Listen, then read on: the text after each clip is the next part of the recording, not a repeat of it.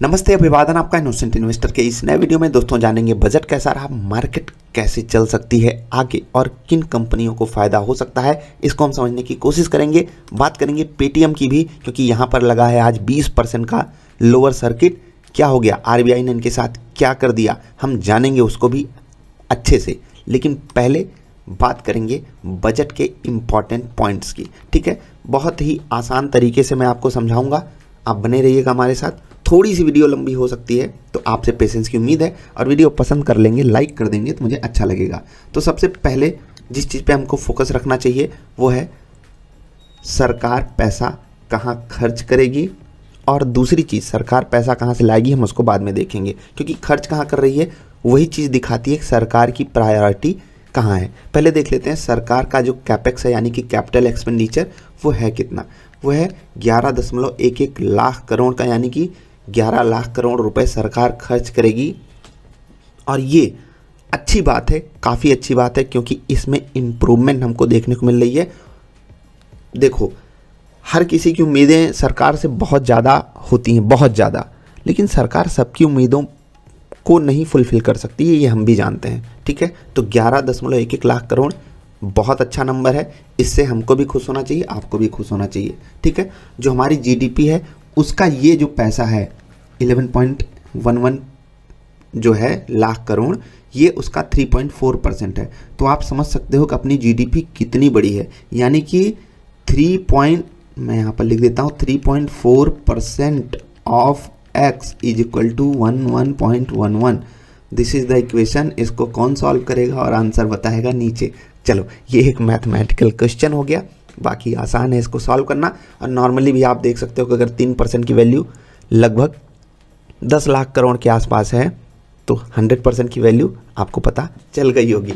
ठीक है, तो आगे बढ़ते हैं। फाइनेंशियल ईयर 2024 में जो फिजिकल डेफिसिट का टारगेट है वो रिवाइज किया गया है, 5.8% पे लाया गया है उसको, जो कि था 5.9%। ये भी अच्छी बात है, क्योंकि ये जो फिजिकल डेफिसिट होता है ना, वो होता है घाटा।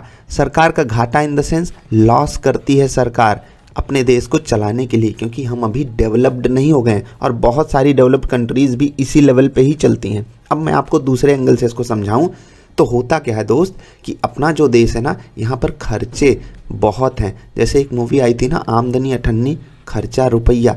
तो खैर भारत के साथ ऐसा नहीं है, खर्चे हमारे विदाउट एनी डाउट ज़्यादा हैं, लेकिन इतने भी ज़्यादा नहीं कि हम कह दें कि आमदनी अठन्नी खर्चा रुपया है। तो सरकार जो घाटा है उसको लिमिट करने के बारे में सोची है, और ये डेटा सबसे ज़्यादा खुश किया है मुझे। अभी तो इसको इन्होंने फाइनेंशियल ईयर 2024 के लिए रिवाइज किया 5.9 से 5.8% पे, लेकिन जो फाइनेंशियल ईयर 2025 यानी कि अभी जो हमारा साल चालू हुआ है ना, इसके बाद एक बढ़िया वाला साल चालू होता है जिसको बोलते हैं फाइनेंशियल ईयर, और ये चालू होगा 1 अप्रैल से। ठीक है, यानी कि 1 अप्रैल से, और उधर मार्च के मतलब 2025 के मार्च तक का जो आंकड़ा रखा गया है वो 5.1% रखा गया है, यानी कि हमारा जो घाटा है वो कम हो रहा है। इसका मतलब है हम राइट ट्रैक पे हैं। और यहाँ पर ये जो उम्मीद लगाई गई है 5.1% की, आप देखिए हम कहाँ से नीचे आ रहे हैं। This is awesome awesome awesome. मुझे ये चीज़ बहुत अच्छी लगी, सरकार ने ये चीज़ें अगर कही हैं। देखो, होता है ना, पहली बात तो वो फ़ोटो देख के ही दिल खुश हो जाता है, वुमेन एम्पावरमेंट कि इससे बढ़िया चीज़ मतलब होता है ना, एग्जाम्पल हमें नहीं देखने को मिलेगा। हमारी फाइनेंस मिनिस्टर एक वुमेन है, हमारी राष्ट्रपति जी एक वुमेन है, और कमाल की फीलिंग आती है देख करके। लगता है कि हाँ, ये देश की जो मतलब जो होता है ना कि एक हमारे रगों में जो चीज़ें दौड़ती हैं वो सम्मान के एंगल से ही देखी जाती हैं वुमेन के प्रति। मतलब आप समझ पा रहे हो कि मैं क्या कह रहा हूँ, कि हमने कभी वुमेन्स को ऐसे नहीं समझा कि वो किसी लायक नहीं, हम उनको किनारे कर दें, साइड लाइन कर दें।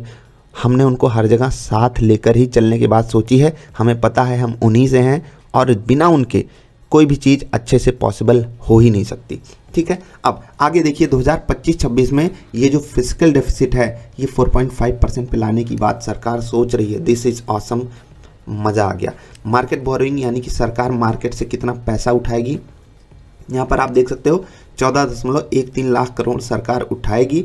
देखो, कैपेक्स यानी कि सरकार खर्चा जो कर रही है वो जो मार्केट से केवल पैसा उठा रही है उससे भी कम कर रही है, और ये हमारी मजबूरी होती है कहीं ना कहीं, और ये जो खर्चा होता है सरकार का, इससे और आगे ग्रोथ आती है इकोनॉमी में, जिससे सभी का फ़ायदा होता है। एज अ कंट्री हम सब ग्रो करते हैं।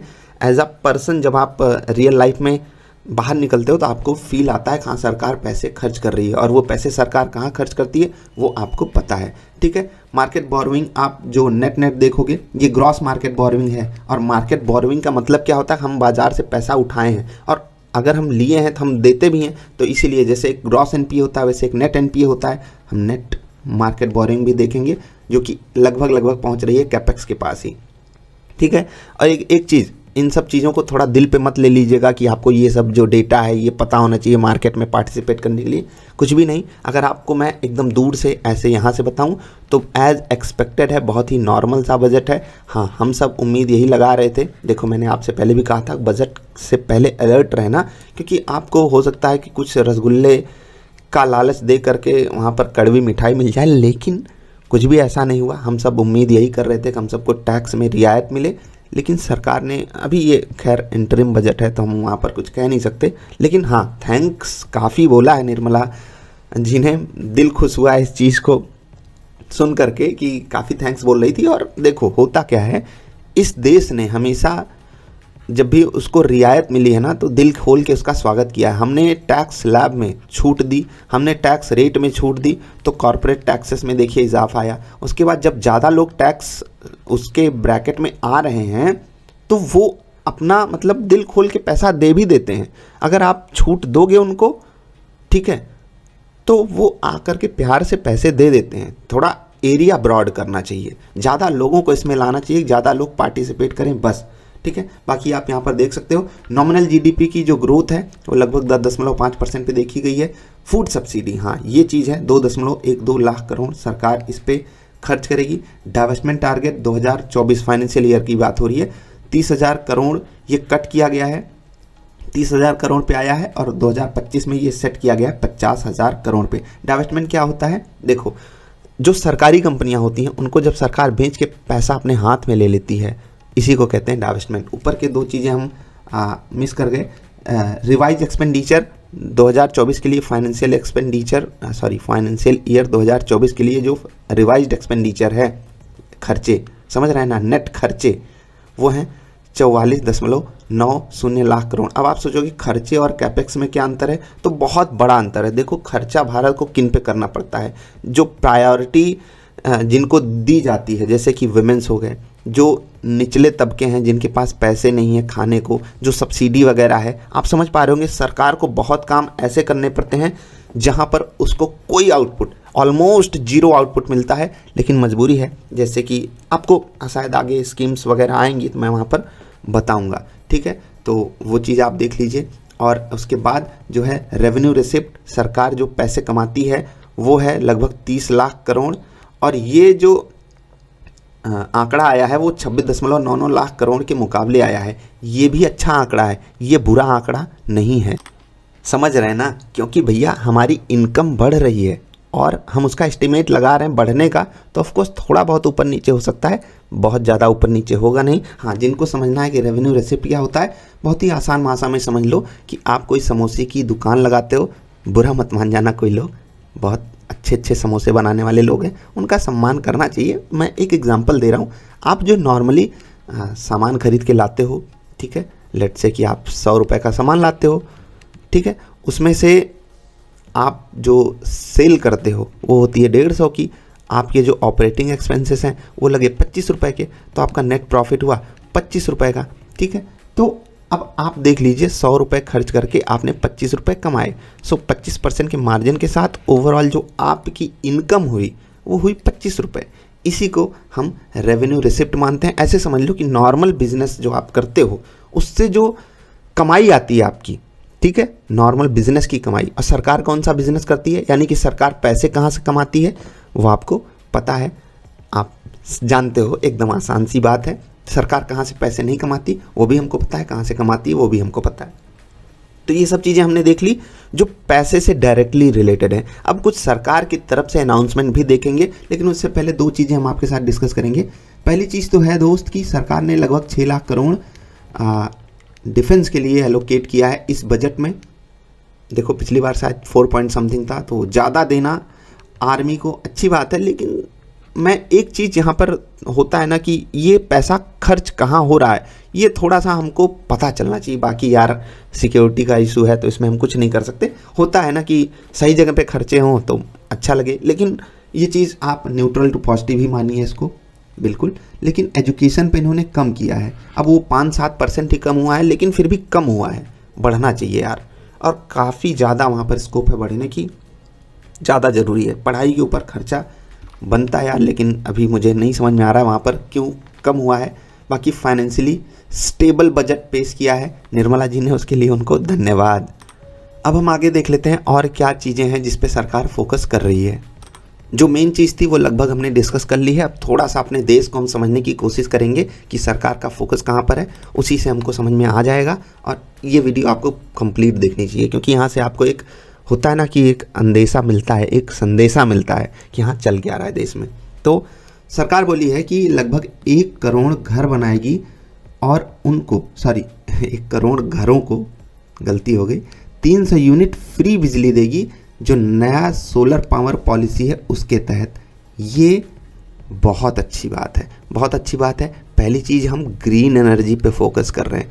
दूसरी चीज़ ये जो ऑप्शन है ना 300 यूनिट फ्री बिजली देने का, ये गरीबों के हित के लिए है। तो दोनों ही चीज़ें पॉजिटिव हैं, तो ये भी एक अच्छी चीज़ है जो सरकार ने बताई, ठीक है। स्पेशली फाइनेंस मिनिस्टर ने बताया हमको। Women participation in higher education ये बढ़ा है 28% पिछले 10 सालों में, और भी बेटर की उम्मीद थी, लेकिन जितना हो जाए उतना ही सही है, ठीक है। उम्मीद हम सब ऑफ कोर्स बहुत ज़्यादा लगाते हैं।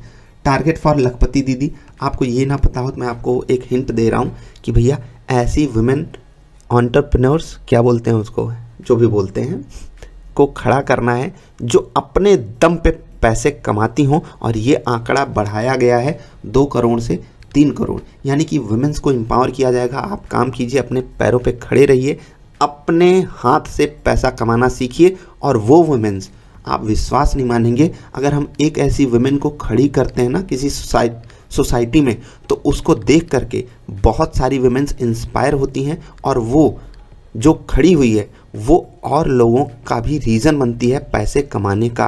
क्योंकि पहली बात तो उसको देख के लोग इंस्पायर हो ना, दूसरी चीज़ वो खुद और लोगों को इन्वॉल्व कराती है अपने ही काम में। तो ये एक विन विन सिचुएशन होती है सरकार के लिए। आई होप आप समझ गए होंगे। उसके बाद 78 लाख स्ट्रीट वेंडर्स को, यानी कि जो सड़क पे ठेला वगैरह लगाते हैं, इनको क्रेडिट असिस्टेंस यानी कि पैसे से सपोर्ट किया जाएगा अंडर पीएम प्रधानमंत्री स्वनिधि योजना के तहत। ये भी अच्छी बात है, क्योंकि उनको सही जगह मिल सके पहली बात तो, क्योंकि उनको पुलिस वाले बहुत परेशान कर देते हैं बहुत सारी लोकेशंस में। और दूसरी चीज़ होता है कि पहली बात तो हमको एक स्टेबिलिटी मिल जाएगा, हम कहाँ रहेंगे, और वो तभी मिल पाएगी जब हमारे पास पैसा हो, हम सही तरीके से लाइसेंस ले करके किसी एक पर्टिकुलर जगह पे अपना स्ट्रीट लगा रहे हैं। दूसरी चीज़ होती है पैसे की, कि हम बहुत ही छोटे लेवल पे बिजनेस कर रहे हैं, एक बार हमको सरकार सपोर्ट दे दी, कम रेट पे दे दी, तो मज़ा ही आ जाएगा। जैसे कम रेट से मुझे याद आया, एक विश्वकर्मा योजना है सरकार की, वो भी कमाल की योजना है। और वो जो हैंडमेड इंडिया के होता है ना, रगों में बसा हुआ है वो, और देखो वही सब चीज़ें हेल्दी भी होती हैं। और ज़रूरी नहीं मैं सिर्फ उसी की बात नहीं कर रहा हूँ कि जो बर्तन वगैरह बनाते हैं मिट्टी के, और भी चीज़ें होती हैं हाथों से बनने वाले किसी भी काम के लिए वो योजना है। और वहाँ पर आप देखो सरकार कितना सपोर्ट कर रही है, तो वही होता है। बाकी पीएम स्वनिधि एक कमाल की योजना है, जहाँ पर स्ट्रीट वेंडर्स को फ़ायदा होगा, और हम सब के लिए भी यहाँ पर फ़ायदा ये है, बहुत सारे स्ट्रीट फूड लवर्स होंगे जो वीडियो देख रहे होंगे, मैं भी हूँ। तो होता क्या है कि हम सब भी वो जब यूज़ करेंगे, खाएँगे, तो हम सबको प्रॉपर हाइजीन भी देखने को मिल सकती है, क्योंकि उनके पास पैसा आया है और वो उससे बेटर सर्विसेज अपने कस्टमर को देने की पूरी कोशिश तो करेंगे ही, ठीक है। तो ये हो गई बात पीएम स्वनिधि की। अगला हो गया 22 करोड़ मुद्रा लोन्स डिस्पर्स्ड किए गए हैं पिछले 10 सालों में, और ये one of the best thing है। यहाँ पर आप देख सकते हो मुद्रा लोन क्या होते हैं, 10 लाख तक आप पैसे ले सकते हो, और अगर इसमें आप किसी वुमेन को दिलाते हो तो समझ लो कि आप चौतरफा फ़ायदा कर रहे हो। किसका किसका, मतलब क्या ही कहें। मैंने अभी थोड़ी देर पहले बताया, एक वुमेन एक परफेक्ट एग्जाम्पल साबित होती है और लोगों के लिए। पहली बात तो मेंस के लिए ऐसा एग्जांपल सेट करती है वो कि देखो मैं इतने एडवर्स कंडीशन में भी अपना बिजनेस सेटअप कर ली, तो आप लोग डूब मरो अगर आप नहीं कर रहे हो। दूसरी चीज़ अदर वुमेन्स के लिए तो वो एग्जाम्पल बनी रही है। तो एक वुमेन को कहीं पर खड़ा कर देना स्ट्रांग तरीके से, ये बहुत अच्छी बहुत पॉजिटिव बात होती है। तो निर्मला जी ने एक बात कही, हमारा जीडीपी मंत्र है गवर्नेंस, डेवलपमेंट एंड परफॉर्मेंस। तो जीडीपी का मतलब उन्होंने ये निकाल दिया। अब हम इसकी डेफिनेशन चेंज कर देते हैं, ग्रॉस डोमेस्टिक प्रोडक्ट की जगह गवर्नेंस, डेवलपमेंट एंड परफॉर्मेंस कर देते हैं। मजाक था ये, मेरा मजाक था, निर्मला जी का नहीं। अगला चलते हैं, जनधन अकाउंट्स जो हैं वो सरकार को लगभग 2 लाख करोड़ रुपए बचाने के लिए सपोर्ट किए हैं। अब आप कहोगे ये कैसे? देखो होता क्या था कि जब लोगों के पास डीबीटी नहीं था, डीबीटी यानी कि डायरेक्ट बेनिफिट ट्रांसफ़र, मैं किसी चीज़ के लिए एलिजिबल हूँ, सरकार ने कहीं कुछ पैसा भेजा, सही बंदे तक वो चीज़ पहुँच नहीं रही है। आज जो महात्मा गांधी नरेगा है उसके जो पैसे आते हैं, सैलरी तो नहीं बोलेंगे, वो डायरेक्ट पहुंच रहे हैं। आप किसी भी स्कीम के तहत हो, गांव में कुछ भी चीज़ बन रही है या घर बन रहा है शहरों में, आपका कुछ भी चीज़ सैनिटरी से रिलेटेड कोई भी चीज़ हो रही है, तो डायरेक्टली जैसे एक बच्चा जब पैदा होता है तो वुमेन को स्कीम के तहत पैसा दिया जाता है, ये सब डीबीटी के तहत डायरेक्ट जा रहा है उसके खाते में, जिसका खाता मतलब जो एलिजिबल बंदा है। अब सरकार का इससे फ़ायदा क्या? पहली बात तो सरकार को जो बेनिफिशरी है उसको ढूंढने के लिए ज़्यादा मशक्क़त नहीं करनी है, क्योंकि ऑफ कोर्स सरकार के पास भी डेटा होता ही है, तभी तो उस तक बेनिफिट पहुंचाया जा रहा है। लेकिन पहले क्या होता था, कई केसेस में ऑफलाइन के चक्कर में खर्चे लग जाते थे, और भी बहुत सारी चीज़ें हैं। बैंकिंग जब रीच हो गई ना, सरकार इधर इस नोड पे सरकार कनेक्टेड है, इस नोड पे कनेक्टेड है वो पर्सन बेनिफिशरी, तो सरकार का पैसा बचता है। इसको आप एक्सप्लेन्ड एंगल से और अच्छे से डीप में समझना चाहो तो वो जो बजट वाला डॉक्यूमेंट है उसको डाउनलोड करके पढ़ोगे, आप अच्छे से समझ जाओगे। 2 लाख करोड़ बहुत पैसा होता है भाई। हमारा कैपेक्स ही 11 लाख करोड़ का है, और जनधन योजना ने अगर 2 लाख करोड़ बचाए हैं तो ये बहुत बड़ा नंबर है। ठीक है, क्या कहा गया? मेकिंग ट्रिपल तलाक illegal, reservation of 1/3 seats in parliament has enhance the dignity of women in India. ये अच्छी बात है, बहुत अच्छी बात है, और इसका हर एंगल से सपोर्ट होना चाहिए। और जो पार्लियामेंट में रिजर्वेशन दिया गया वुमेन्स को, ये एक हिस्टोरिक कदम है, हिस्टोरिक। 30 करोड़ मुद्रा योजना के तहत 30 crore Mudra Yojana given to women and entrepreneurs. भाई साहब भाई साहब भाई साहब, बढ़िया, मज़ेदार। ये भी स्कीम कमाल की है, आपको इसके बारे में सर्च करना चाहिए। खासकर जो भी लोग पढ़ लिख कर निकले हुए हैं अभी नए नए जॉब मार्केट में, आपको मैं बता रहा हूँ, आप सर्च करो 2-4 स्कीम्स, और आपका दिल ना खुश हो जाए तो आप कहिएगा। सबसे पहली स्कीम है प्रधानमंत्री एम्प्लॉयमेंट जनरेशन प्रोग्राम, दूसरी है मुद्रा। ठीक है, आप खुद के लिए अपने घर में अपनी माता जी के नाम पे, बहन के नाम पे अच्छे बिजनेसेस कर सकते हो, उनको प्रमोट कर सकते हो। आइए हमारे साथ आप पार्टिसिपेट कीजिए, हम सब पैसे कमाएंगे। और सरकार की सब कमाल की स्कीम्स हैं। ठीक है, और मुद्रा लोन ये कमाल की स्कीम है, इसके बारे में आपको पता करना चाहिए। PMEGP के बारे में पता कीजिए, और आपको काम करना है। सरकार हर एंगल से आपका सपोर्ट करने के लिए खड़ी है, वो आपको ट्रेनिंग तक दिलवाती है भाई साहब, और क्या चाहिए? तो पता करो, आपको बैंक वाले मना नहीं करेंगे। ठीक है, अगला है स्किल इंडिया मिशन के तहत 1.4 करोड़ यूथ को जॉब रेडी बनाया गया है। ये अच्छी बात है, और इस देखो कहने के लिए तो ये अच्छी बात है, लेकिन मुझे ज़मीनी स्तर पे उतनी अच्छी चीज़ें होती हुई नहीं दिखी हैं, क्योंकि मैं देखा हूँ थोड़ा सा अंदर घुस के भी। लेकिन अब सरकार कह रही है तो हम इसको पॉजिटिव ही मानते हैं। ऑफकोर्स ये पॉजिटिव है, कम से कम कहा तो जा रहा है। बाकी कथनी से करनी अच्छी होती है। तो अगर हमको रियल लाइफ एग्जांपल्स में चीज़ें ऐसी दिखें कि स्किल इंडिया के तहत बंदा अच्छा काम सीखा और अभी अच्छी अर्निंग कर रहा है और लोगों को, अदर लोगों को सपोर्ट भी दे रहा है, एग्जाम्पल भी बन रहा है, तो ये बहुत अच्छी बात होगी। इसमें अभी काफ़ी लंबा गैप है। खैर क्या ही कहें, सिर्फ 1 करोड़ 2 करोड़ को ट्रेन करने से कुछ नहीं होगा। इंडिया में कम से कम 20-25 करोड़ लोगों को ट्रेन किया जाना चाहिए इस योजना के तहत, तभी कुछ पॉसिबल हो पाएगा बड़े लेवल पे। ठीक है, तो हाईएस्ट एवर मेडल टैली आई है एशियन गेम्स में, इसके लिए आप सभी को शुभकामनाएं। डायरेक्ट ट्रांसफर हुआ है 34 लाख करोड़ का बेनिफिशरीज को। देखिए अभी मैं इसी की बात कर रहा था, और ये जो है बड़ी सेविंग दी है सरकार को, ऐसा कहा निर्मला जी ने। In the last 10 years government has uplifted 25 crore people out of poverty. अब ये डेटा पे विपक्ष करेगा बहसबाजी, और यहाँ पर मैं किसी भी एंगल से सरकार की तारीफ नहीं कर रहा हूँ, मैं सिर्फ और सिर्फ अपने देश की तारीफ कर रहा हूँ, अपने प्यारे देश की। वहाँ पर जो चीज़ें अच्छी हुई उसकी तारीफ अगर हम नहीं कर सकते तो हम इस देश में रहने लायक सही इंसान नहीं हैं। याद रखना, जो भी सरकार होगी हम सब ने उसको बहुमत से चुना है, तो हम सबको उसका सम्मान एक एंगल से करना चाहिए, लेकिन सबसे पहला, सबसे प्रायोरिटी वाला सम्मान अपने देश के लिए होना चाहिए। और जब देखो अपना देश अगर मेडल जीत रहा है तो हम सब शुभकामना के पात्र हैं। अपने देश में अगर 30 करोड़ मुद्रा योजना के तहत वुमेन एंटरप्रेन्योर्स बनाई जा रही हैं, ये भी एक प्राउड का ही मुद्दा है। और ऊपर जो बातें कही वो प्राउड का ही मुद्दा है देश के लेवल पे, ठीक है। इसमें मैं कभी भी किसी भी गवर्नमेंट को इन्वॉल्व करना ही नहीं चाहूँगा। हमने सरकार क्यों चुनी है कि वो हमारा काम करे, और वो हमारा काम करके दिखा रही है, वेल एंड गुड। नहीं दिखाएगी हम चेंज कर देंगे, ठीक है। सिंपल, बहुत ही सिंपल। आगे बढ़ते हैं। ये मुद्दा जैसे मैंने कहा कि इस पर विपक्ष करेगा बहसबाजी, तो 25 करोड़ लोग पॉवर्टी से बाहर लाए गए हैं, इसका और मतलब होता है ना कि अच्छे से हमको आप प्रूफ दीजिए, क्योंकि सिर्फ अगर आप आंकड़ों में कह दोगे कि अब इतना कमाते थे अब इतना कमाते हैं, या इतने खर्चे थे अब इतने खर्चे हैं, तो उस पर हम सब नहीं वो कर सकते ना। मतलब ये रिलायबल डेटा नहीं है। बाकी कहा जा रहा है, अगर ऐसा सच में हुआ है तो मैं बहुत खुश हूँ, लेकिन अगर ऐसा हुआ है तो मैं थोड़ा सा इसके अंदर घुस करके देखना चाहूँगा कि ये 25 करोड़ लोग पॉवर्टी से बाहर लाए गए हैं तो कैसे लाए गए हैं, ठीक है।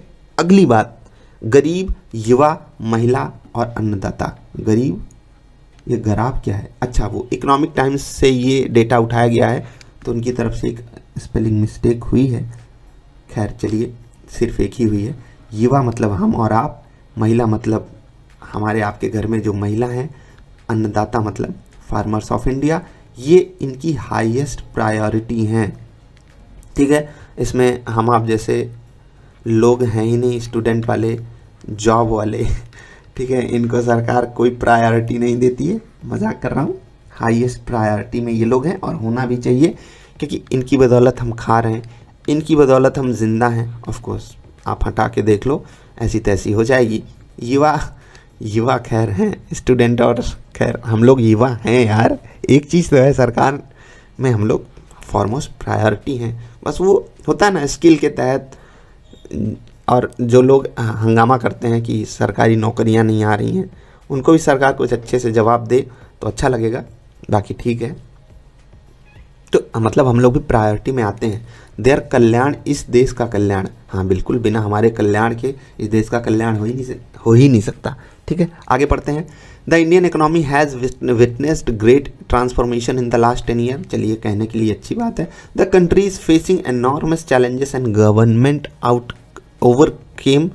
अच्छा, बहुत सारे चैलेंजेस आए हैं, ठीक है, इस देश पे, और सरकार उन चैलेंजेस से बाहर लाई है विद सबका साथ सबका विश्वास।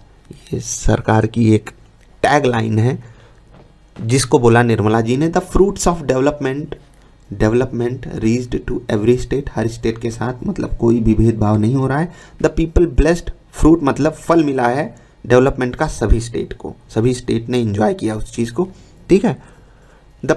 हाँ, एक चीज़ मैं आपको बताता हूँ, ये जो मुद्रा योजना है, देखना इसकी सबसे ज़्यादा बेनिफिशियरी कौन सी स्टेट है, इस योजना का लाभ कौन से स्टेट ने सबसे ज़्यादा उठाया है, आप खुश हो जाओगे। आगे बात करते हैं। The people blessed the government with stronger mandate. चलिए, हमने दिया था, आप उसका हमको रिजल्ट दिखाइए। आपने जो दिखाया इससे बेटर और बेटर की उम्मीदें हैं। The worries of the food has been eliminated through free ration. Free ration के तहत जो फूड की चिंता थी वो सरकार ने हटा दी है, और ये एक एंगल से ये भी कॉन्स्पिरेसी वाली बात है, कॉन्स्पिरेसी नहीं, डिस्कशन वाली बात है। मुद्दा यहाँ पर भी बनता है कि फ्री राशन बांट करके आप गड़बड़ काम कर रहे हो या अच्छा काम कर रहे हो। क्योंकि भाई ये तो मैंने एक्सपीरियंस किया है एकदम रियल लाइफ में कि एंड यूज़र तक, एंड बंदे तक ये लाभ पहुँच रहा है, लेकिन उसका एक बहुत नेगेटिव परिणाम भी देखने को मिल रहा है। खासकर जो लोग विलेज एरिया से बिलोंग करते होंगे वो बात को समझ पाएंगे कि भाई साहब लोग ना अब काम करने को तैयार नहीं है, क्योंकि उनको आप 2,000 रुपये दे रहे हो हर 3-4 महीने में, ठीक है 3-4 महीने में, प्लस फ्री फंड का राशन दे रहे हो, और उसमें से बहुत सारे ऐसे लोग हैं जो नॉट एलिजिबल हैं फॉर दैट थिंग। वो कंप्लीटली स्टेबल घर से आते हैं फिर भी वो उसका लाभ उठा रहे हैं, और इसी कारण वो काम करने नहीं जा रहे हैं, क्योंकि उनको पता है खाने के बिना तो वो मरेंगे नहीं, तो वो काम क्यों करें। और इससे देश की जीडीपी को बहुत नुकसान पहुंचता है, क्योंकि उनका कोई पार्टिसिपेशन ही नहीं है। और ये आंकड़ा, अगर मैं गलत नहीं हूं तो ये बहुत बड़ा आंकड़ा है, ठीक है। अगर मैं कहता हूं 1 करोड़ लोगों का भी ये आंकड़ा है ना, जिनको ये लाभ मिलने के कारण हम यूटिलाइज नहीं कर पा रहे हैं डेवलपमेंट में, तो ये आंकड़ा खतरनाक है और सरकार को इस पर अच्छे से जांच करनी चाहिए। और जो सच में एलिजिबल बंदा हो सिर्फ उसको ये बेनिफिट देना चाहिए। गांव में तो ऐसा हाल हो गया, या शहरों में भी, कि ऑलमोस्ट जो भी लोग आ रहे हैं या नहीं भी आ रहे हैं तो किसी को पैसे दे करके कागज़ बनवा लिए और उसके बाद फ्री का राशन ले रहे हैं, और काफ़ी ज़्यादा सरकार राशन दे रही है लोगों को। तो इस पे मैं यही सरकार से उम्मीद करूंगा कि ये डेटा अच्छा है कि खाने की चिंता इस देश में नहीं होनी चाहिए, लेकिन दूसरा एंगल भी होना चाहिए कि अगर हम खाने की चिंता ख़त्म कर दे रहे हैं जिनकी, वो कर क्या रहे हैं, वो कुछ और प्रोडक्टिव काम कर रहे हैं या नहीं, इस पे भी सरकार की नज़र होनी चाहिए। या फिर सरकार को कुछ ऐसा कर देना चाहिए, आपके खाने की, रहने की, बिजली की चिंता हम कर लेंगे, आप हमारे लिए कुछ काम करो। जॉब देने की मैं बात नहीं कर रहा हूँ, सरकार उनको कुछ और एंगल से काम करवाए, ठीक है। टारगेट बेस्ड कुछ छोटा मोटा काम देती रहे, उनकी भी खुशी, उन्हें पैसे भी मिलेंगे उस चीज़ के, सरकार का काम भी हो जाएगा। कुछ ऐसी चीज़ें होनी चाहिए, तब उनको ये बेनिफिट मिलना चाहिए, ठीक है।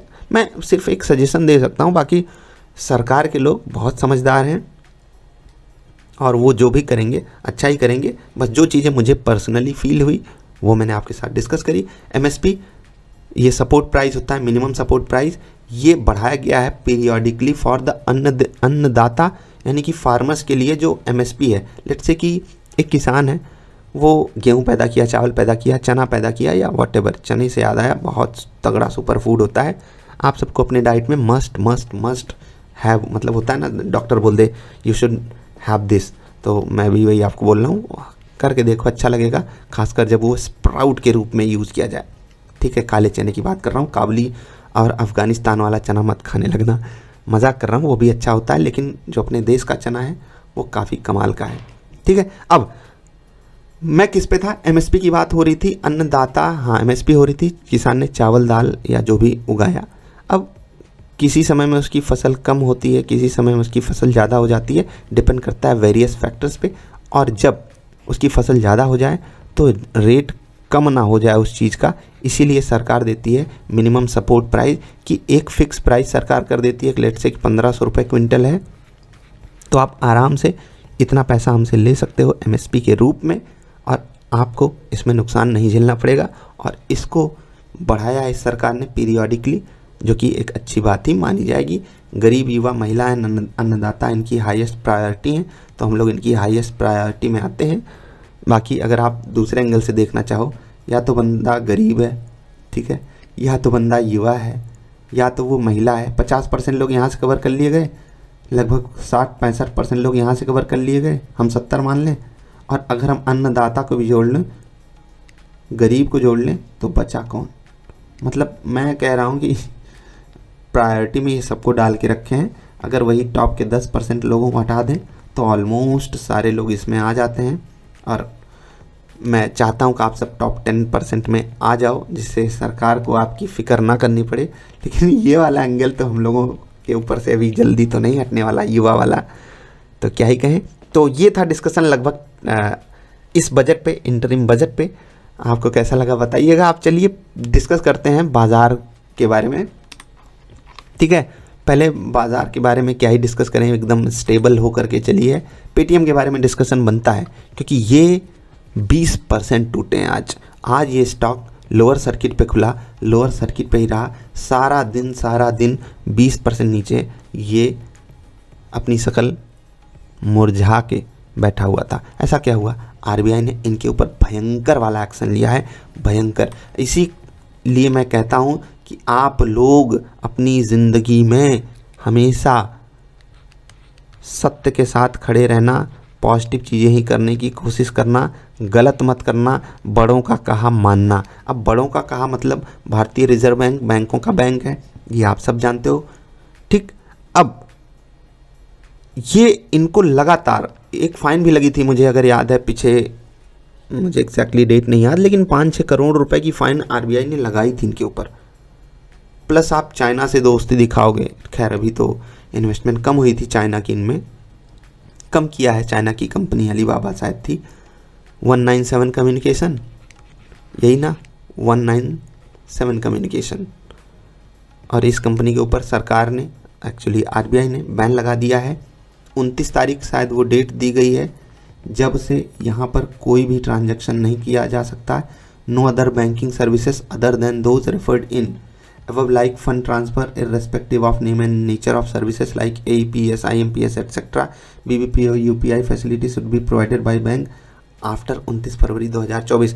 यानी कि 29 फरवरी 2024 के बाद ये बैंक कोई भी सर्विसेज प्रोवाइड नहीं कर पाएगा, ठीक है। कर्मों का नतीजा है। एक और चीज़, जो लोग यहाँ पर नुकसान झेल रहे हैं, मैं आपसे दोस्त यही कहूँगा कि थोड़ा सा जब भी आप स्टॉक सिलेक्शन किया करो, अलर्ट मोड में किया करो। जब इनका आईपीओ आया था तब भी आप जाकर के वीडियो देख लेना, मैंने आपके लिए क्या बनाया था। उसके बाद कंपनी का जो रवैया है ना, इसी तरीके से रहा है कि ये 2000 पे आईपीओ लेकर के आते हैं, ठीक है। अगर आप भूले ना हो तो मैं आपको बता दूं, ये 2000 पे आईपीओ लाते हैं और कहते हैं कि मैंने सस्ता आईपीओ लाया है।